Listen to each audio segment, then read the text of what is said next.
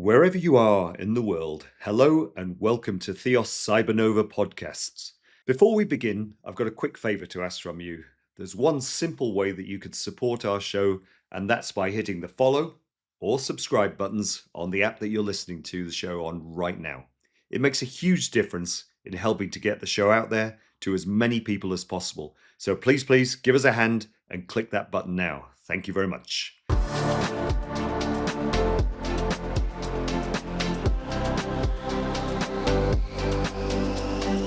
The Theos Cybernova podcast, hosted by Paul Jackson.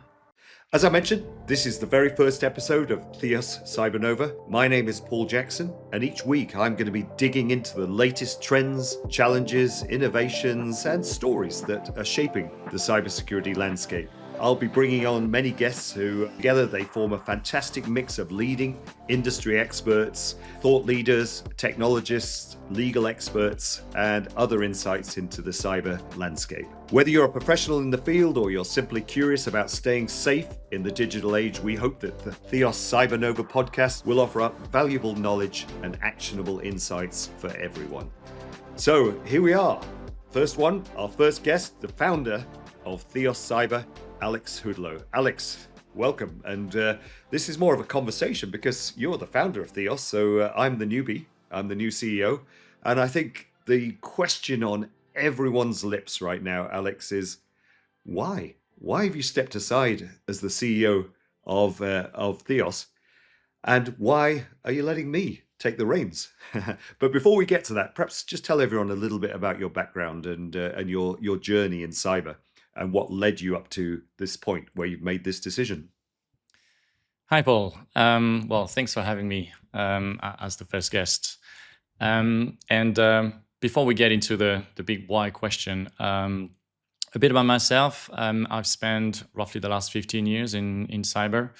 I originally am from France. You may hear from my accent, but I quickly moved on from working and living in different parts of the world, in the UK, in the US, and I found myself landing in Hong Kong about 15 years ago.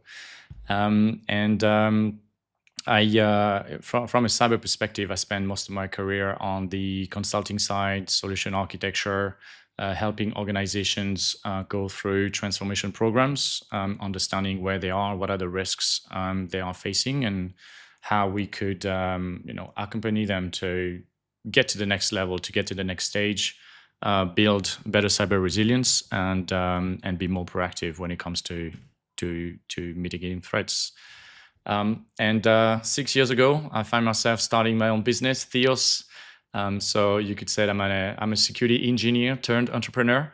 It's been a very interesting journey with a lot of ups and downs, and I wouldn't have it any other way. It's been fantastic, and we're still here. So touch wood, things have been going well. That's excellent. So tell us then, why did you make that decision to step aside as CEO after going from a startup to being an established force in the Asia cybersecurity landscape? Yes, and you know what? This is probably the question I get the most over the last couple of weeks, ever since we announced and disclosed to everyone that you were joining as a CEO of Theos. Well, look, I think you have to go back to the early days and the beginning.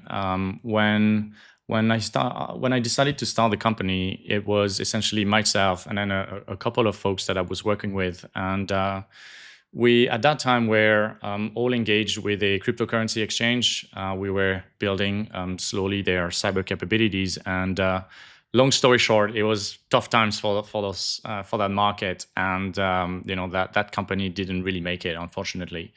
And there were a couple of areas during that experience that really struck me. And first of all, I spent most of my career on the sort of service provider side, consulting, system integrator, and for once I was sort of internal, and that's really not what I liked. What I really enjoy in my day-to-day work is working with organizations, security leaders, technology leaders, and figuring out what are their challenges and finding ways to strike the right balance between their technical challenges, their security ambitions, and I guess the reality of financial constraints and sort of the commercial environment that we all live by. and really narrowing things down and finding that right balance. And when I was internal, I did have obviously those challenges to try to solve, but it was within only one organization and kind of slow moving, etc. Whereas I really enjoy my position, the fact that I get to work with many organizations out there, many leaders. I get to see really how the market is moving, what are some of the new trends, what are the new conversations that we've been having, and I just missed that. And when the opportunity sort of presented itself to having to figure out what the next step in my career would be, then I thought, hey, you know what? Why not give it a try? Let's see. It's my first venture. So I came in really as a newbie. I had obviously, a certain degree of expertise, individuals that I've worked with before who were willing to help us out. But it was really a step into the unknown. And, we went at it in a very humble way. One project at a time, one client at a time. And, every time we managed to get one step further, it was all about, okay, how do we capitalize on this? How do we reinvest? Do we try to go to the next little step? And that sort of worked for us for, about 4 or 5 years. And when, sort of fast forward, we're now a company, we have a sort of decent brand, I would say, we've been really privileged to work with some awesome organizations in the region, in APAC. And, but we've always sort of followed that approach of, going one step at a time, all organically. And what it is gratifying, and it is one way to grow a business. We sort of found ourselves, maybe 12 months ago, trying to figure out, okay, what's the next step here? We could basically continue doing this, virtually forever, and we would, hypothetically continue to have a certain degree of success. But as a company, where do we want to go? We managed to get this far, but what's the next step? What's the next, big challenge? And it's also, not just for the company, but all its people, for myself, but also for our leaders internally, for the rest of the team. There was this big question mark of what's next. And about mid-year 24, we started really digging down and putting our heads down and trying to figure out, okay, what's the next step? And we came up with a vision and a plan that we call Theos 2.0. And Theos 2.0 is really about stepping things up. It's about going from where we are as you said, you used the word startup, going from a startup to a leader in the APAC region when it comes to cyber. And that takes a lot more than just wanting it, than just working harder. It takes also a bit of a shift in mindset. It takes definitely a whole new level and a whole new, addition of leadership and ideas and innovation and drive and perhaps as well a bit of a shift in our culture. And as we sort of shape that plan and starting putting and rolling out a couple of strategies and putting things in motion, the opportunity arose. And you and I had a chat. We've had discussions every now and then over the years, and Yes, we over coffee, over tea, etc. What if one day we could work together? It'd be nice, and you do great in your area, and we potentially could have some synergies. And that conversation happened, and it was not planned, but I guess it arrived at the right time. And the way I remember it, and keep me honest here, but the way I remember it, we had a chat on Friday, and maybe a week later, then there you go, you were set to join. So for me, the planets aligned or the stars aligned. It means that we have found one additional sort of component to the Theos 2.0 vision and strategy, bringing your expertise, your leadership, your ideas, and kind of driving that next phase. And as far as myself, as any entrepreneur would probably tell you, when you start your business, you're basically head of everything in the company. You do things that you really enjoy, and you do things that just have to be done. And I think with you coming on board, then I get to do a little bit more of the things that I really enjoy, and hopefully a little bit less of the things that just need to be done. So for me, I see it as a win-win. I think our our business is now in very capable and very good hands. And for myself, I'm refocusing on what I really like to do and where I like to spend time. And I think that's a win-win for everyone. It is a win-win for everyone. And yeah, look, the second most asked question is obviously why did I make the decision to move as CEO of Theos? But before I perhaps delve into my perspective on this, one last question. Well, not the last question, but anyway, one further question on Theos. Why the name? Where did Theos come from? Oh, Theos. Well, funny story. When we decided to start the company, we do what many founders do, which is you start to go on internet or on Google or the others, and you start looking for names of stars or names of constellations and planets, and that's usually the first one. Then you go into Greek gods, and you sort of venture around. Throughout my sort of journey of Googling for potential startup names, and spoiler alert, you always find the same one actually coming up. Started drifting towards actually the name Theos and some of that sort of mythology type of idea. And actually, the moment I found Theos, it kind of resonated because actually my son is named Theo, and it's sort of again planets aligned, and we landed on this, and it was an instant click. So the minute that sort of word was in front of me, I was like, this is it, this is the one. Let's pick that name, and I love it. It's a great name. It is a great name, and yeah, congratulations on bringing the firm to where it is now. I mean, it's been a huge success, and when I get asked why I made the decision to move to a smaller but established company, and also take on the onerous responsibilities of actually running the firm. Well, it's a pretty good question, but a little bit about me first for those listeners who've never met me or don't know me. I've been out in the Asia Pacific region since 1988. That's rather a long time. But what brought me out to the region was law enforcement. So I joined the Royal, as it was then, the Royal Hong Kong Police. Even though I had a technology background as an engineer, I wanted something a bit more outdoor. It kind of appealed to me being in the police. So I took the plunge and applied for the Hong Kong Police, and luckily got the job and moved out. And in the mid-90s, everything started changing, right? The mobile phone markets opened up and internet became more prevalent, and the police needed somebody with my kind of background and knowledge to spearhead and lead these new teams that would investigate and gather intelligence related to the new technologies. And that got my hunger back for cyber work, and I've been in ever since. Been very fortunate to be been a pioneer in this field, particularly in digital forensics and incident response, and worked with Interpol all around the region, and indeed in Europe, running training, capacity building for law enforcement in particular. So been very privileged and very lucky to have that start in my career. But inevitably, it was time to move on in around 2010 when I joined JP Morgan.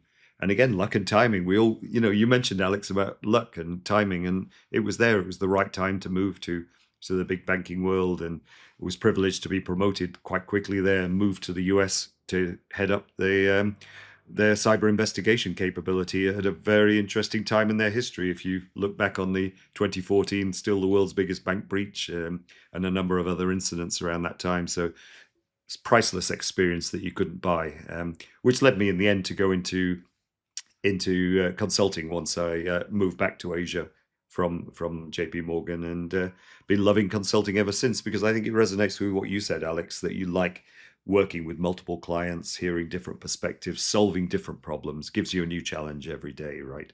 So that's my reason for going consulting, and never look back.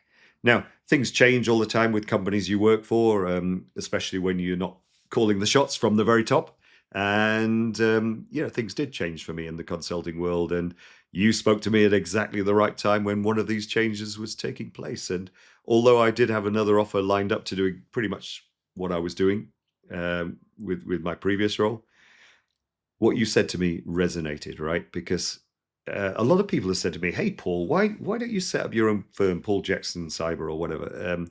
And I've just never been brave enough like you have, and I do admire you for doing that from the very beginning. And when you chatted with me, I felt this gave me the opportunity to do something without going through the initial startup pain that you'd gone through, and to join at the right moment when it was already established and just needed taking to that next level. So the risks were lower. It was already an established brand, great people. I mean, when I looked at the people you've got and when I heard the testimonials from clients, it was an immediate like, wow, this firm takes cyber seriously.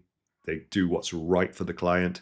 It's the personal touch, and it's the capability. The people that you've somehow managed to recruit into Theos are brilliant, and they do excellent work for the clients. So I think the old expression is, I'm standing on the shoulders of giants with this role, and I feel privileged. And it all takes me in my personal career development to a new level, because obviously CEO is different responsibilities to being a regional head, managing director type role. And I'm thrilled to be part of this journey. It's a new challenge for me. It's given me renewed energy, and I'd love to leave a legacy here with this company. And as you rightly say, position it as a leader, Asia focused, no minimal geopolitical influence, just doing the right thing for clients in terms of cyber, and understanding their needs and delivering. And the fact that you have moved back into this more technical role means that the firm can go from strength to strength, developing new innovation in the technology side and meeting our clients' needs. So a bit long-winded, but that was my story as well, and I'm really happy to be here. Now, just going back to you, Alex, what's made you feel most proud about what you've achieved so far? What's your feeling of pride around Theos?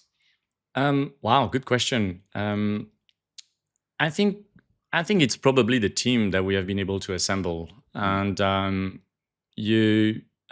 often say that when I started the company and as we grew through the years, I had the opportunity to sort of create my own job and create my sort of own employer, if you want.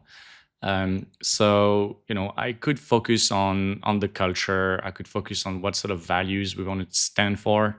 What kind of traits are we looking at in individuals? The curiosity, obviously the skill set, but more around the curiosity, the enthusiasm, the passion for solving problems, the passion for clients, and that little fire that I have in me. These are some of the elements or traits of character that I look for in individuals, and I think my biggest, probably proud moment is, the ability to have been able to assemble that team, to see it grow, to see it embrace new challenges. We have our situations of tensions, like every business or every team or every group of individuals. But I think that the underlying principles and values that drive us mean that we usually end up in the right place. Most of the time, because at the end of the day, we are driven by the same motivations, by the same passion, and that's what gets me up in the morning, and I think that's what a lot of our people in the team get up in the morning for. Right. So one of the advantages that both you and I have is that we've worked both sides of the table, right? We've seen. I mean, I've worked government, big finance, and consulting, and we've seen cyber from all perspectives, from all angles. And you obviously set up Theos to deliver particular services, and perhaps you'd like to elaborate on those services so that the listeners can understand more about what Theos currently delivers.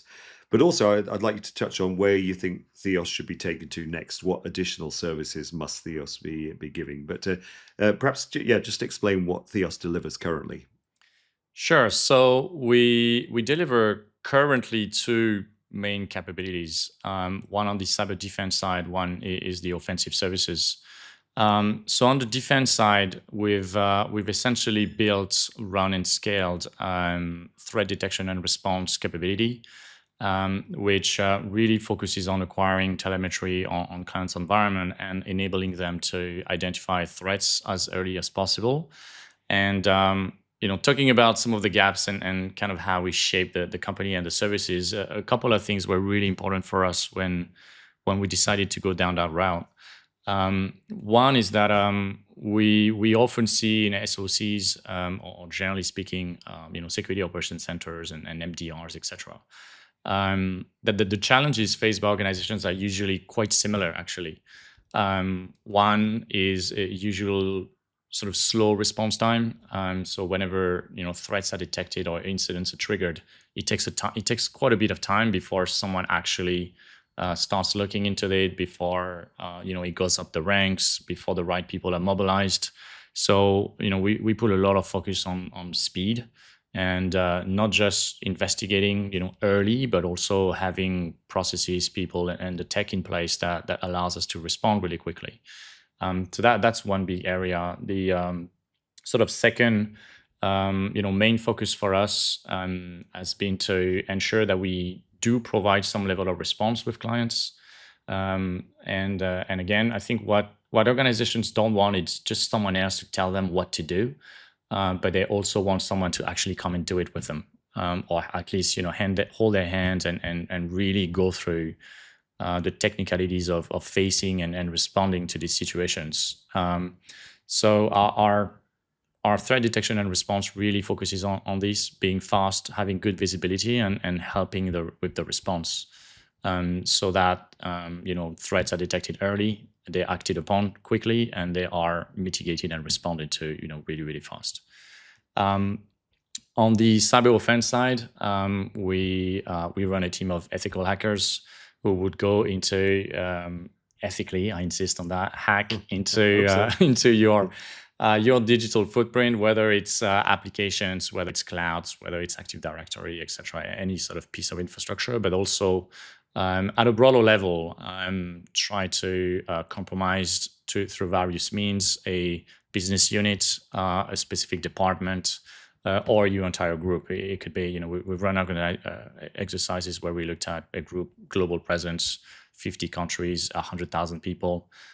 So those sort of services scale and really adapt to the nature of the business, the nature of the threats, but also the sort of outcome that you're looking at out of the exercise.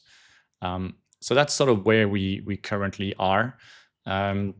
Obviously, there's huge expectations with you joining that we are gonna get ourselves into the DFIR space, which will happen soon enough.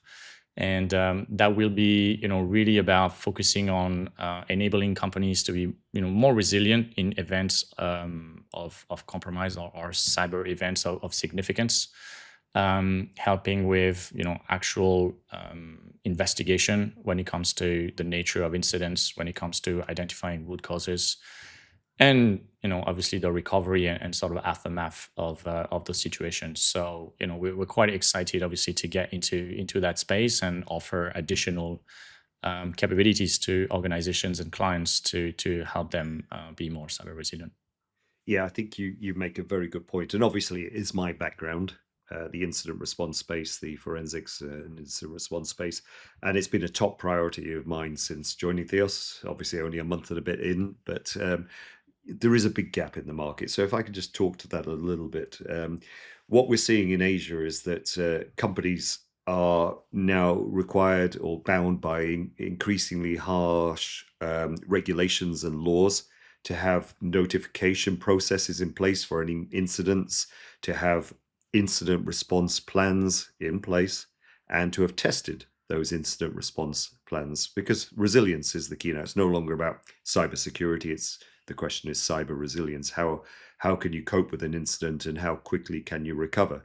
And part of those recovery plans is having a firm like ourselves on standby to respond should there be an incident, to give expert assistance in helping to determine the root cause of an incident, to ensure that the incident hasn't spread, there are no further backdoors being planted, there's no other gaps within the organization, to help them to clean up and resume operations and business as quickly as possible. So retainers are critical, and companies throughout Asia now are looking to companies like ourselves to provide that fireman, almost like a fireman type service, where should something bad happen, we're on the end of a phone call and we're ready to respond to put out that fire. or to put out that cyber fire, if you like, as quickly as possible and just minimize their losses. So this is something we know there's a gap in the market for. We are positioned in Asia. We are Asia focused, and a lot of the companies providing these services currently are headquartered in the US or Europe, and their footprint in Asia is limited. So we can provide personalized service here in Asia. There's a gap in the market for this, and we have the expertise coming on board, and we will be building a world-class team that is able to deliver this. And it all syncs together as well with the other teams. So as CEO, I've got to also look at motivation of the team, retention of staff, and attracting the top talent.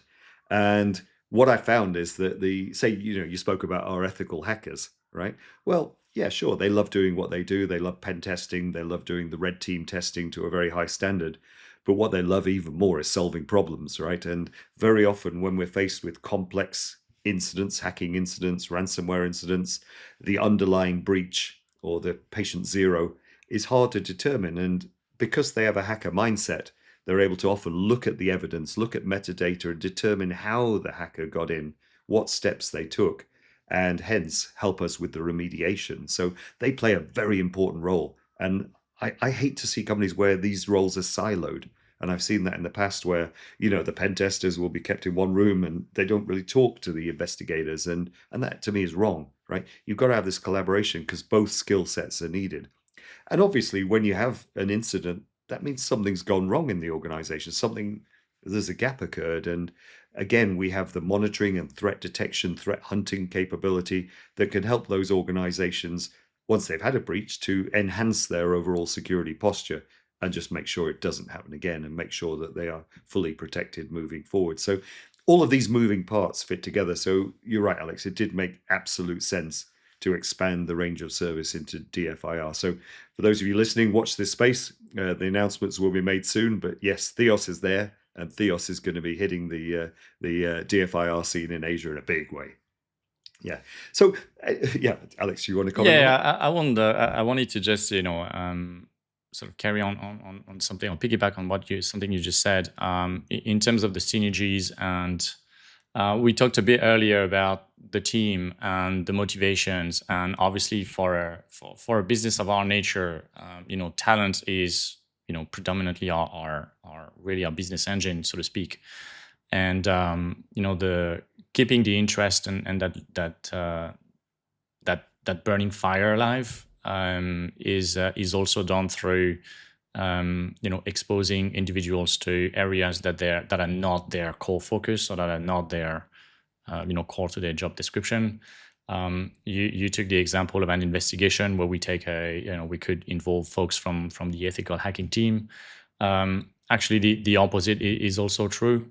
We see ourselves sometimes in exercises where our team is trying to get a foothold into an organization and is really struggling, and they're not really sure why their different attack vectors are not working, why are their script being called out, why are they being blacklisted, etc.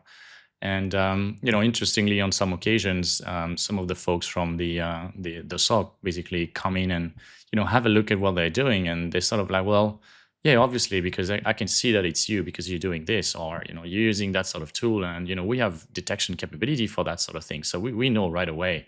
We see you coming a mile away, and we know how to respond and how to block that. So what one way that perhaps would make it more stealth or would make it harder for us to see would be maybe to tweak this, or maybe hide some of your metadata, or put yourself behind a WAF or that sort of thing.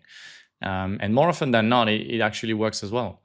So those synergies and the way teams help each other actually goes really, really both ways. And I think the other sort of example around those synergies and the collaboration is all around the threat intelligence and the information that we acquire, that we gather.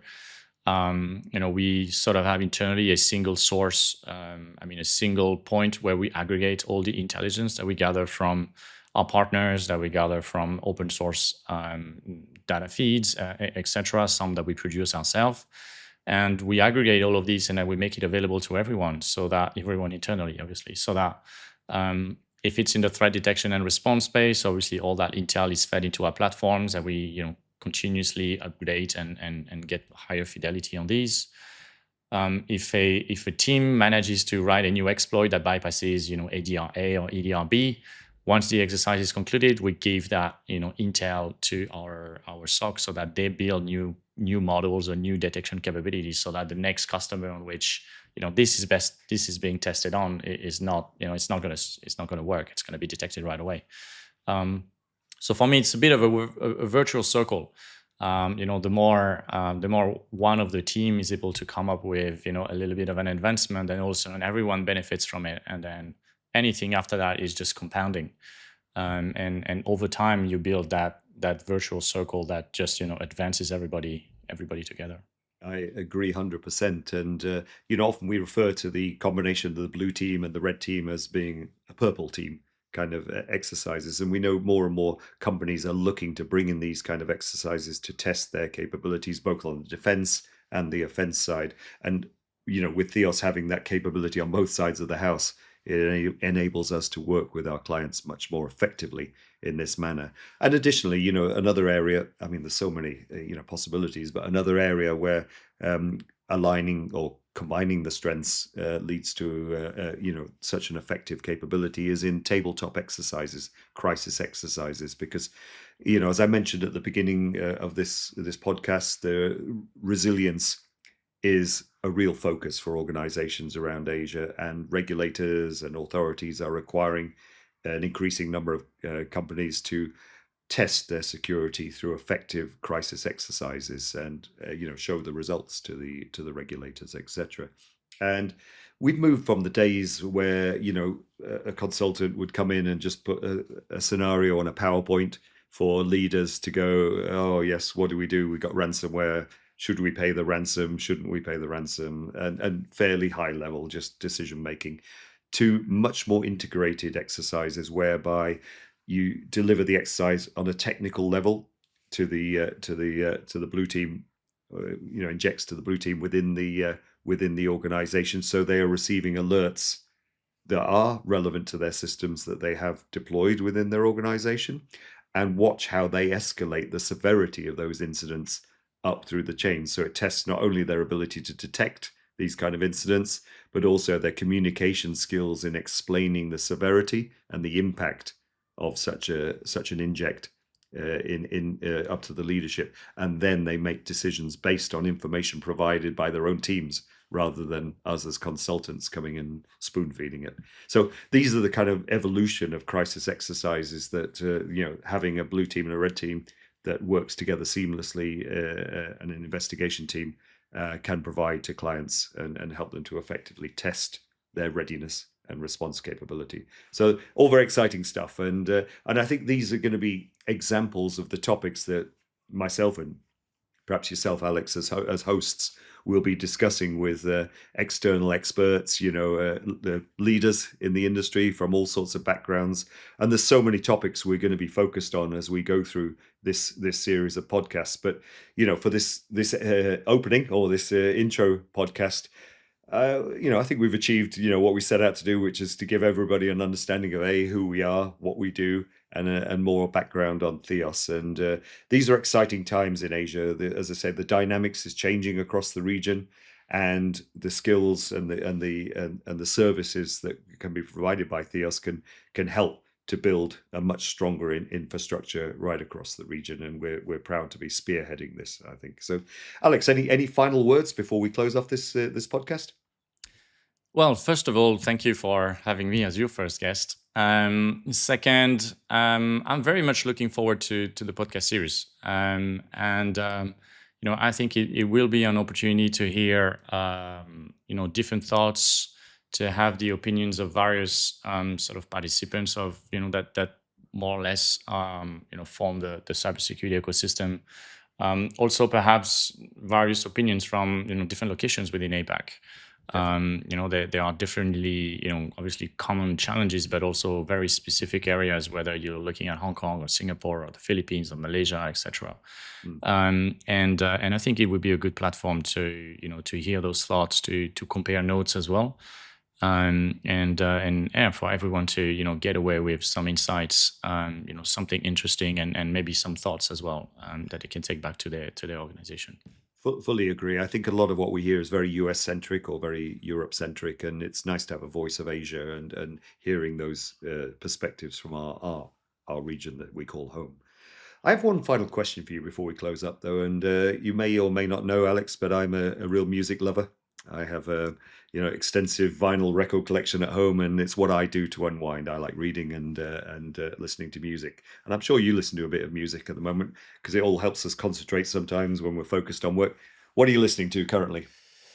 Currently, I tend to listen music depending on, I think, like most people, depending on the mood I'm in. I've been sort of training for high rocks and sort of fitness challenges, and that also coincided with Linkin Park announcing that they're doing a tour this year, and so I've been listening to Linkin Park quite heavily. In recent weeks, not my normal sort of playlist, but kind of brought back a lot of memories and kind of energizing, and keeps me going if I need to focus and just go for it. You surprised me. You surprised me because I was going to guess like Jean-Michel Jarre or Air or something like that. But Linkin Park, wow, that's pretty good. All right, Alex, thanks so much for being part of this first podcast. Obviously, we'll be talking further as we go through this series of podcasts. But like you, I'm so looking forward to hearing the perspectives and getting some interesting insights from the guests that we have lined up. And believe me, there are some excellent guests that we have in this series. So I'd like, first of all, to thank you, Alex, and just to say a thank you to all the listeners. And don't forget to click that like button and subscribe button on whatever service you're using. But from me now, this Theos Cybernova was presented by myself, Paul Jackson, together with Alex Hudelot. The studio engineer and editor was Roy De Monte. The executive producer was myself and Ian Carlos, and this podcast is a co-production between Theos Cyber and W4 Podcast Studios in Dubai. Thank you very much, and see you next time. The Theos Cybernova podcast